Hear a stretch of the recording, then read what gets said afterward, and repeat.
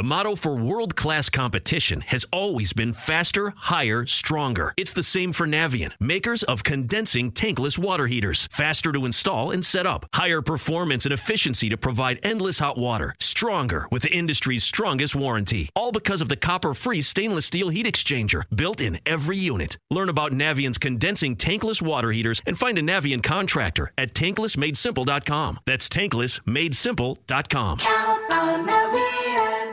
Hey, this is BJ. Thanks for listening to our show's podcast. If you're a fan of all things geeky, you should check out my other podcast, BJ Shea's Geek Nation. We have new episodes every day, and you can check it out at bjgeeknation.com. Your home is going into foreclosure and you feel like a financial wreck.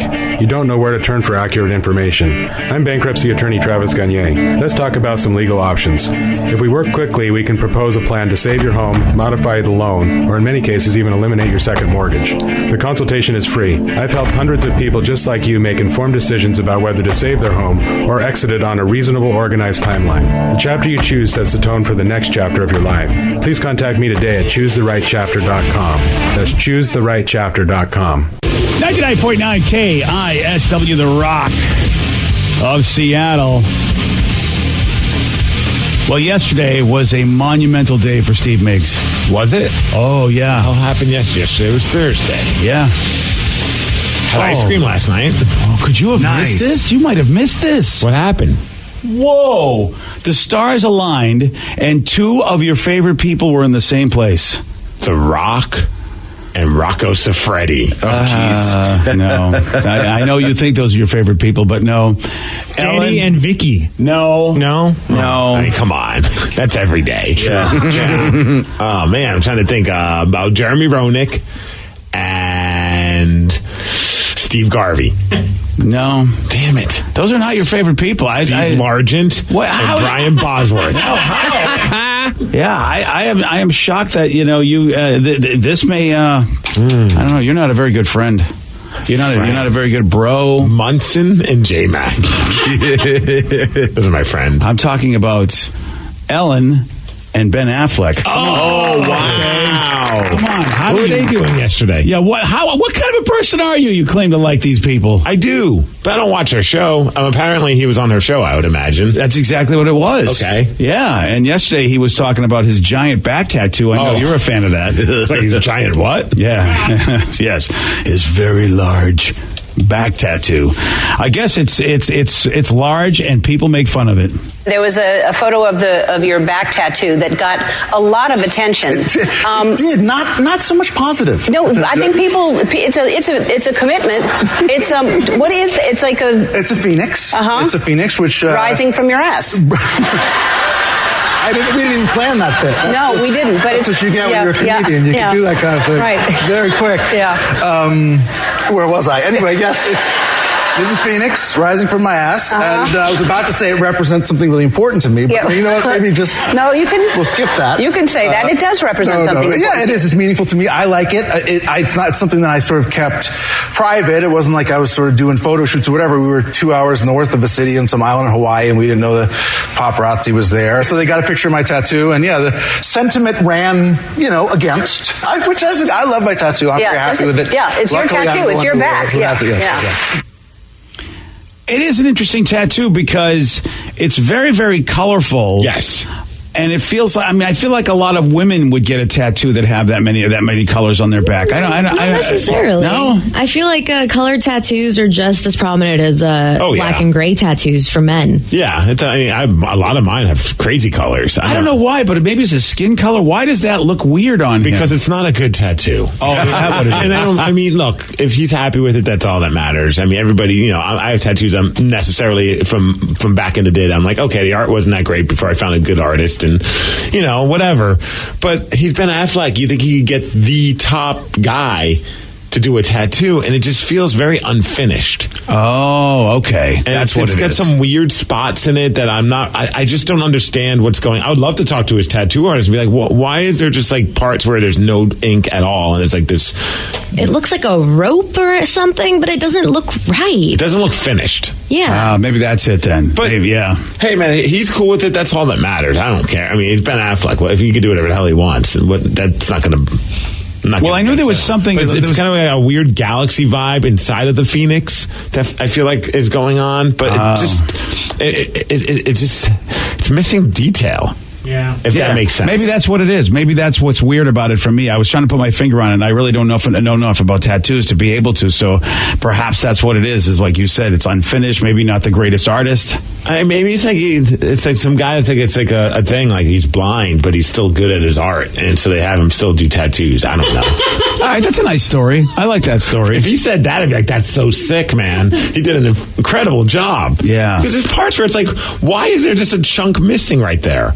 Yeah.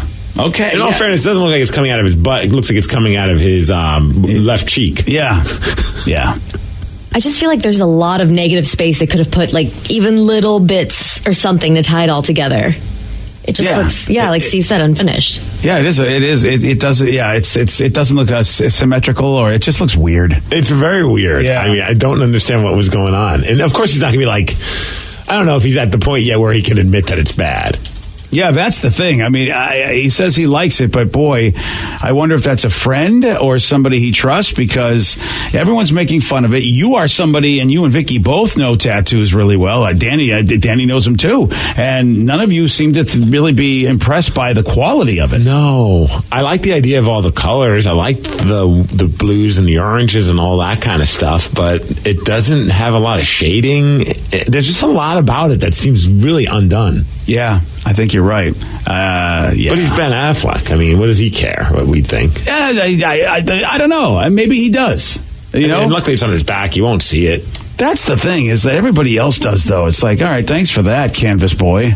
I'm just curious how long ago he got it done, because if he got it in the 90s, it's good for work for the 90s. He just got it, though, I think. Well, I feel like... Oh, did he really? Well, I mean, it's relatively new, I thought. Yeah, I think we would have heard about it before now. And then again, now he can't. I mean, they gotta get rid of that. They gotta, basically get rid of that when he does movies, unless they make it part of the movie. I mean, I don't know how many movies he's doing shirtless. Well, there was a time where people wanted to see Ben Affleck shirtless. Maybe now the dad bod Ben Affleck nobody wants to see. Maybe it's his way of making sure that he doesn't have to do any movies shirtless. Or he gets a body double, and it's never going to be him from behind. That's probably what it's going to be. I just don't get what the stuff is underneath the Phoenix. That's the part that seems. What's he rising from? Yeah, it's I think that might either be flames or part of its tail. Oh, is it a beanstalk he's climbing? I don't know. Well, because they rise from the ashes, so they're a firebird, so it almost looks like that's supposed to be fire. Yeah, that's because it goes all the way up to his shoulders. No, I mean, I have a phoenix on my body, too, so we see Ben and I were Do you really have a phoenix on your body? Yeah. Is that the new one? No. Oh, I don't know what I'm looking at. Which arm is it on? Oh, I guess it's right there. It's very abstract looking, but that's a phoenix. Oh, I didn't realize that was a phoenix. Yeah. Oh, I thought that was a hockey logo from some minor league team. I mean, it's from my fraternity. It's the logo for our fraternity. Oh, you guys were Phoenix people? Yeah. Oh, I didn't know that about you. Alpha Sigs. I totally forgot this. Wow. Apparently. Wow, okay. Didn't know it was a gang, too. Slap that chest, I just like looking for any reason to slap my chest, BJ. Okay. BJ and Miggs. There we go. That's right. You do you, Miggs. But apparently, like, back in 2016, he did an interview saying it was fake. What? So maybe at some point he was embarrassed by Somebody it? says he got it after he first started getting it after his divorce, which was a few years ago. I guess rising from the ashes. Oh, that's personal to him. That makes sense. It seems lame. So it says Ben Affleck's tattoo looks like one of those wet and stick tattoos that's starting to peel off. It does. That's what it does look like. The parts where you see his skin. Yeah. I don't know. I rise from the ashes. I mean, the life that he has, I don't know. But I also know that he's got I think he's recently come out and said he's got problems. Then he wasn't in rehab or something. So, all right. I want to leave Ben alone. His Batfleck has had trouble. Poor guy. I guess he's been under fire for a long time. People have hated this guy or made fun of this guy for so many years. So, all right, I'll let it go. I'll let you guys pick on him. You know tattoos, I don't. I'm not even really picking on him. It's just not a good tattoo. Yeah, I would just it's be his choice, though. I mean, what do you want? Yeah, I guess so. Yeah, if you want to get a gigantic piece of artwork that's not that good, and basically just have everybody see it and then go, "What the hell's wrong with that?" Do you think his tattoo artist brags about that tattoo? Because I mean, that's a top level client. Well, I would definitely. I did a tattoo on Ben Affleck. Oh yeah. Do you think the tattoo artist knows it's bad? I mean, that's the other thing. As a tattoo artist, I haven't heard Maybe hide to he's hair blind him. and deaf. Yeah, why hasn't he been brought up? You know what I mean? Why hasn't he been brought up? Is this a court case? Yeah, brought up on charges. Well, you know what I mean. It's like Ben's getting all the heat, but really, he doesn't know what's going on when he's getting this done, Steve. I don't agree to it. Yeah, but you don't know until it might have looked good in the picture. Usually they'll put the stencil over your body and then they'll say, hey, look at it. What do you think? Is that good? Well, and but you can say no. Yeah. Can you please wipe that off and start over? So you would have thought, okay, you could have told. So I don't know tattoos. You could have seen this was a bad job coming before it was like finished like this. Oh yes. Oh, I didn't know that. Okay. Well, more often than not, they'll send you a proof of what they've drawn up, and then they print it on that type of paper where then all of a sudden the stencil goes on your body, and then you go from there. I just thought maybe that the picture looked good that he showed him, but he couldn't make it. He just did a horrible job transferring on his body. The color could be something you don't notice until it's actually happening, the shading. But apparently his ex-girlfriend, Jennifer Lopez, said it's awful. What are you doing? Oh. That was her comment. I'll do what I want. I'm Ben Affleck. Was he the one that he's rising from the ashes from? No, because Jennifer Gardner, when they broke up, she's like, I refuse to be the ashes in this scenario. Is it J-Lo? But J-Lo's the one said in an interview, like, no, the tattoo's awful. Who else was he with that he'd be rising from the ashes? I think somebody from? might have asked her in an interview, Jennifer Lopez, but then Jennifer Gardner's the ashes. Well, J-Lo did date him. Yeah. They weren't married, though? I can't. No, they were engaged, but they never got married. So who the hell's he rising from the ashes from if it's not Jennifer Garner? They're thinking clearly Matt Damon, guys. Yes. Can we just accept it? I forgot about Matt Damon. You're right. Yeah. Damn, Matt Damon. Damn, Matt Damon. You can do it. Matt Damon. There you go. All right. That's a nice little bow on this whole thing. What if it is because of his friendship with Matt Damon kind of fell apart? It could very well be. Yeah. I think that must be what it is. An Eastern Washington basketball player just made history for what she did while using an opposing player's butt. Steve's going to tell you all about it. He's got the Miggs report for you at 6:17. BJ and Miggs, mornings on The Rock, 99.9 KISW. 99.9 KISW, The Rock of Seattle. Well informed on the issues of the day? Not this guy. Nope. Live from the KISW News Center in downtown Seattle, this is the Miggs Report.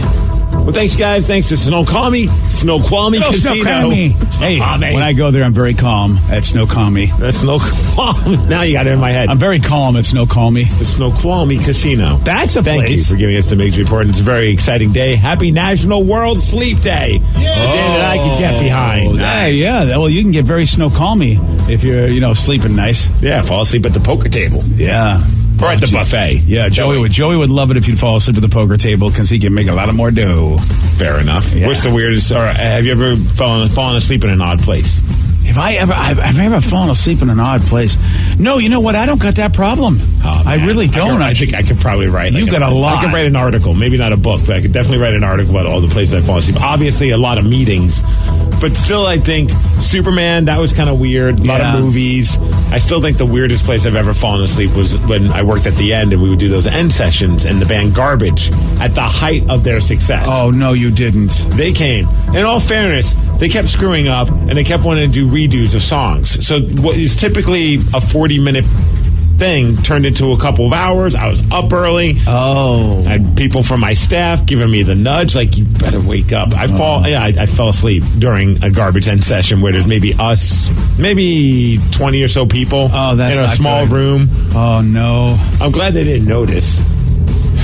Or maybe they did, and they just didn't say anything. Maybe that's when they realized their career wasn't going anywhere. Yeah, like this is it, isn't it? When this stupid radio guy's asleep on their set. This is what we've come to. Sold out arenas? No, we're playing in a room with a guy sleeping. I think they were playing a sold out arena that night. Yeah. Yeah. Boy, talk about opposite ends of the spectrum. Right? Yeah. I'm just keeping them humble, BJ. Good job, buddy. What about you, Vicky? I have fallen asleep at a rave. I've fallen asleep at the Key Arena during the Mastodon Deftones Alice in Chains show. That was a good show. That's right. You were in the suite. Yeah. I was so tired. I've fallen asleep on massage tables. Does that count? No, that's a relaxing thing. That's what I figure, yeah. Yeah, I think that's typical. That's typical. Like, I've fallen asleep in a float tank. Oh, that I don't know how you do because I'm afraid I'd drown. I'd never fall asleep in all those that things. Epsom salt, you're fine. Oh, thanks, buddy. Yeah, I trust you. Yeah, see, I know I could fall asleep in those things, but because I'm afraid I drown, I never can. I have no control. If I'm falling asleep, I'm falling asleep. Yeah, you do have that power. Right. What about you, Rev? It was cannabis-induced, but I passed out at the Snoop Dogg concert. I wasn't smoking. They just hotboxed the Shower Center. It was insane. One person says, my buddy and I went to Pearl Jam in August for the Friday show after work. We both fell asleep in the middle of their set. No. Someone says, don't you fall asleep in church, Steve? Yes. I'd say maybe 2 out of the 4 times a month. I'm dozing off. My wife's figured it out. She brings fruit snacks and Jolly Ranchers for me now. She's a smart one. She knows. What about you, Danny? On the bus. Oh, okay. Yeah, I've passed my stop many a times, and it's just because I'm usually not zoning out. So. Why don't you just have like a little sign or maybe get a shirt that just says, hey, wake me up when I get to this exit? I should. I've seen that on the subway before. Yeah, that's the guy you are, Danny. Be that guy. Get like a lanyard and just have like a little sign that says, hey, if I'm not up by this exit, please wake me. Yeah, I should do that. Well, let's talk about this woman in Eastern Washington. She's on the women's basketball team. Making history, BJ. What did she do? I don't know if it's actually making history, but I've never heard of this before. She scored thanks to the help of an opposing player's butt. Okay. She was inbounding the ball, right? So she's like, you know what I'll do? Because you can't just walk in and do something. You have to pass the ball to somebody. She threw it off of the other player's butt, grabbed it, and then did a layup and won the game. Really? 3 seconds left in and the that's game. legal. Yeah, here's how it sounded. We'll pass it in. Into the Eagles. Get a jump shot. Oh, my goodness. 3 seconds left. Right off her ass, layup in. Wow. Bam. Pretty amazing. That is a pretty cool situation. I didn't know you could do that legally. Apparently so. Nobody stopped her. Man, dude. For the game winner. Everybody's trying to Go cover Eagles. everybody, so she's got nobody to throw it to, pass it in. So she's like, oh, hey, you know what? There's a target that I can bounce it right off of and get a nice layup. Offer. Sweet Heine. Okay, I wasn't going to put it that way, but okay. That's why I'm not doing play-by-play. Yeah, probably a good idea. A woman went nuts in Michigan because, Burger King, they put tomatoes on her burger when she asked them not to. Oh, well, then, see, it's Burger King. Now, if you're in another fast food joint, some of them don't give it your way, but Burger King says. Dude, I mean, accidents happen. I don't like tomatoes on my stuff. You know what happens when I notice there's a tomato on it? I take the tomato off. Oh, see, no, that's that. You know what? You have a right to go crazy if you're at the Burger King and they say, have it your way. Now, onions I would understand because even if you try and pull those onions off, then you got the scent of onions on your fingers. You're right about that. So she threw a bunch of stuff at the employees, including food, a cookie display, and a wet floor sign. Okay. Here's the worst part for her, man. I don't know if you want this in the news, but this is actually in the story.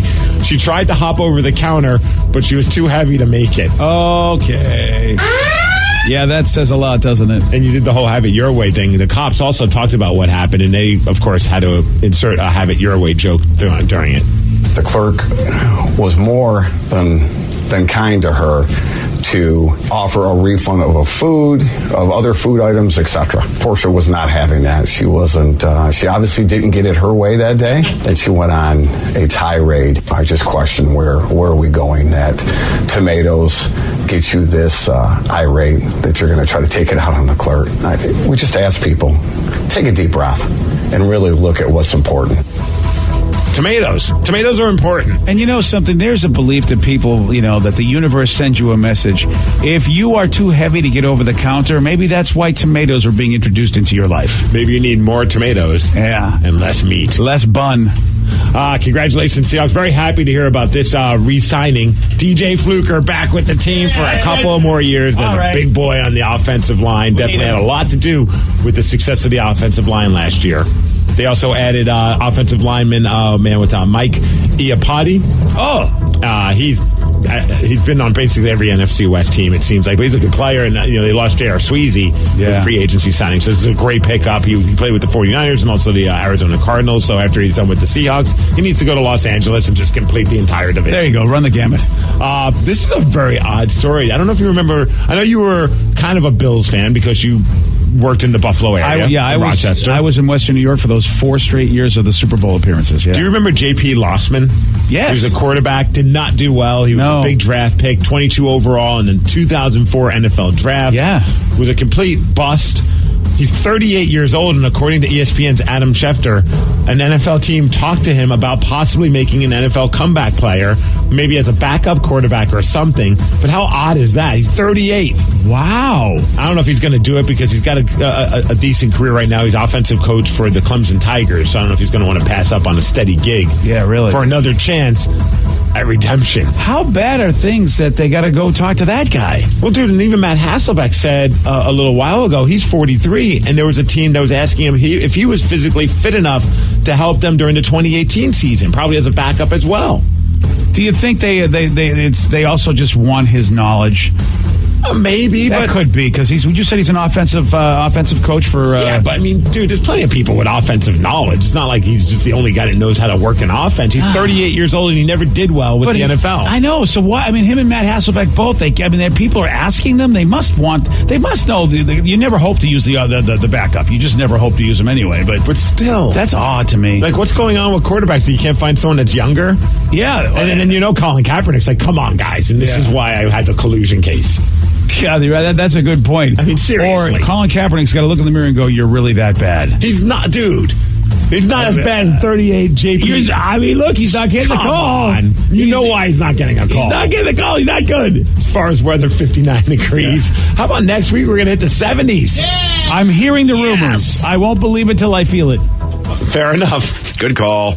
I mean, I know we'll hit the 60s next week, but there are some weather people that are not saying the 70 word. They're going, we can get up to the mid to upper 60s. So it's like, I feel like some weathermen go, it's possible, but I don't want to be that guy. Which means we're probably going to have Snowmageddon Part 7 next week. Yeah. Jeez. The dumpening returns. The dumpening. Oh, and thanks, Palace Law, for giving us the Migs Report. So this would be going out like a lamb, by the way. You've asked me what I mean. Forget every March time you coming say in like a lion. I mean, this is super going out like a lamb if we're in the 70s. Yo, yeah, I'm looking Tuesday, 70 degrees, according to my app. Woo! Well, your app has always been spot on. It's the app of apps. I didn't know it was the app of apps. Are you still having it set up to be in like Southern California? No, it's Seattle. It's not Seattle? All right, cool. Oh, I'm looking at San Diego weather. Well, you were kind of looking at Cupertino for a while. Fair enough. App of apps, everybody. It's the app of apps. Yeah. I'm sorry, but you got to go to Applebee to get the app of apps, okay? Because they've got good apps at Applebee's. 70 degrees. Yeah. It's a different kind of app, BJ. Well, don't people... I mean, look, Applebee's, you know they're great for apps. Their name starts with app. Okay? Who else is going to be better at that? They're the app of apps. Hey, we were talking about World Sleep Day. What about my dad fell asleep at both a Broncos and a Nuggets game.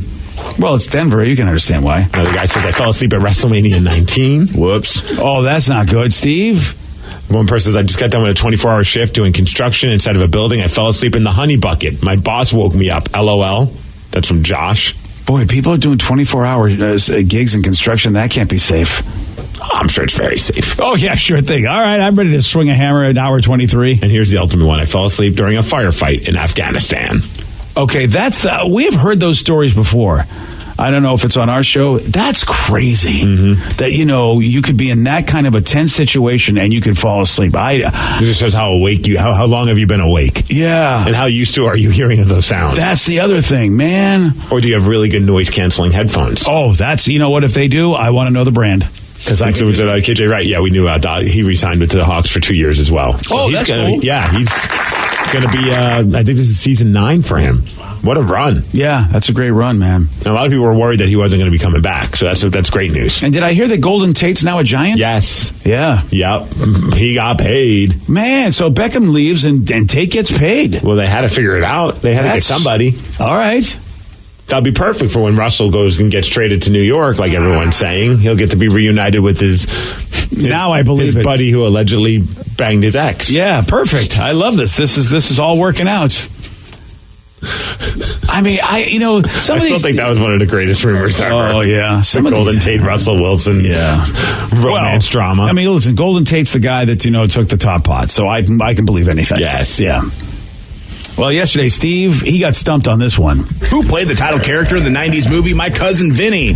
Ralph Macchio. No. Marissa Tomei. No. What the hell's Vinny? Who the hell was that guy? Oh, no. Oh, son of a bitch.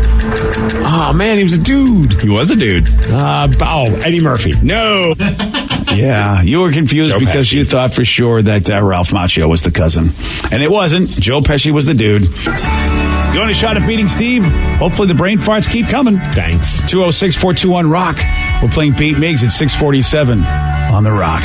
Today's podcast was brought to you by Travis Gagne, bankruptcy attorney. Here's another question from a listener. If I file for bankruptcy, do I have to appear in court? That makes me nervous. Going to court is never something that's easy to do. However, when you file bankruptcy, you usually only have to attend one hearing at the courthouse. Of course, I'll be there with you. And when you go to court, it's not before the judge. It's actually with the trustee or the trustee's attorney.